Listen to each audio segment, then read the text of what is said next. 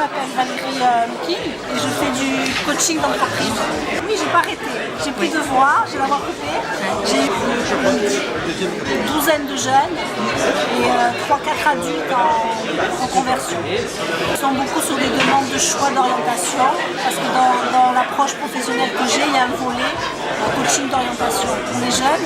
Un tiers qui ne sait pas du tout où ils vont. Un tiers qui savent très bien où ils vont mais qui ont besoin d'être rassurés parce que je fais le bon choix. Et un tiers un peu mitigé. J'ai l'impression qu'on m'a dit que ceci, cela, mais je ne suis pas sûre. Est-ce qu'on peut travailler là-dessus? Est-ce qu'on peut m'accompagner pour trouver si ce qu'on m'a dit c'est juste? Voilà. En gros, ça fait assez partagé. Je leur explique comment fonctionne un coaching d'accompagnement, la procédure, le temps que ça prend, ce qu'ils peuvent en attendre.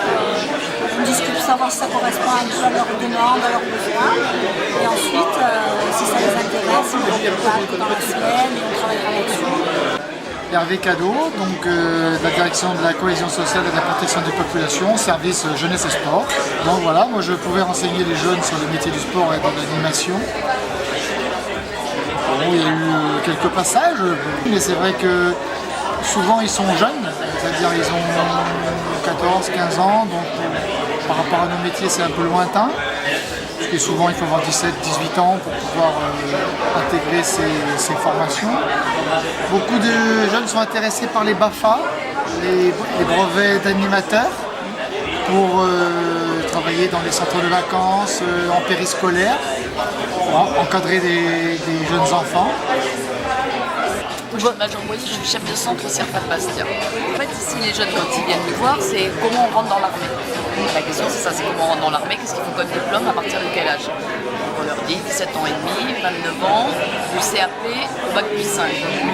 Et ensuite, mais là, ils étaient un petit peu jeunes, donc on va attendre, parce que nous, on leur conseille quand même d'avoir un diplôme, donc au moins d'aller jusqu'au bac. Ou alors un BEP professionnel, un bac pro pour apprendre un métier qui pourrait être retransposé dans l'armée de terre, parce que dans l'armée de terre on a 400 spécialités. Je dirais que tout ce qui existe dans le civil existe dans l'armée de terre. Voilà. Peut-être que les actualités aujourd'hui font qu'on parle beaucoup des armées, donc les jeunes découvrent un petit peu les armées sur le terrain.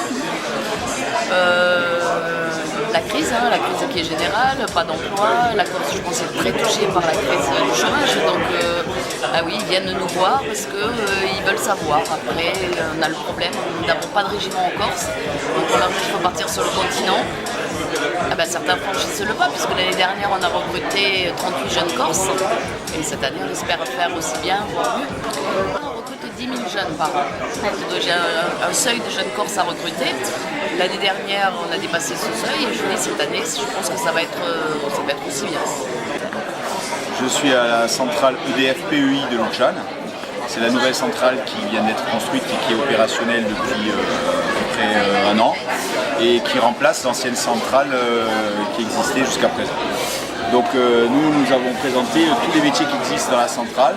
Donc il y a par rapport à l'ancienne centrale des nouveaux métiers, des métiers aussi bien sur l'aspect administratif comme les gestionnaires, mais aussi on a vu apparaître des techniciens chimie environnement, ce type de métier qui il y a quelques années n'existait pas.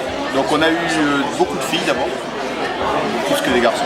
On s'attendait à avoir des questions plutôt sur des métiers type mécanicien marine ou électricien. En fait, on a eu beaucoup de questions sur la partie chimie-environnement et la partie aussi purement environnement, parce qu'on a ce type de métier chez nous. Donc c'est toujours la même question, comment on arrive, comment vous recrutez, quels sont les diplômes qu'il faut préparer, et est-ce qu'il vaut mieux que je fasse tel diplôme plutôt que celui-là.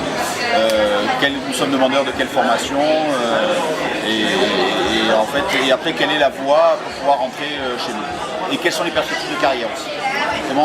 Est-ce qu'il faut être mobile, on peut bouger, est-ce qu'on ne peut pas bouger, est-ce qu'on peut faire toute notre carrière ici ou est-ce qu'on est obligé de partir, et les questions contraires comme est-ce que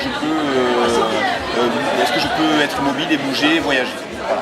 Actuellement, il y a quelques jours, il y a eu une forclusion de 2 postes, un poste d'ingénieur ou bac plus 2 avec 10 ans d'expérience et un poste d'électricien automaticien. On a une perspective de départ assez importante due aux embauches des années 80, il y a eu un gros boom des embauches et donc on se retrouve dans les 10 ans à venir à avoir beaucoup de départs à la retraite Et donc on doit pallier à ce renouveau de personnel. Et donc on a des perspectives d'emploi. Alors nous sommes une petite structure, hein, nous avons un peu moins de 80 personnes.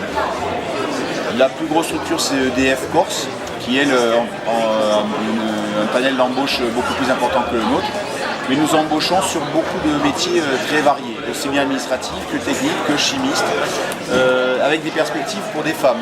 On ne voyait pas il y a quelques années, notamment sur la partie environnement, chimie. Ce sont des nouveaux métiers.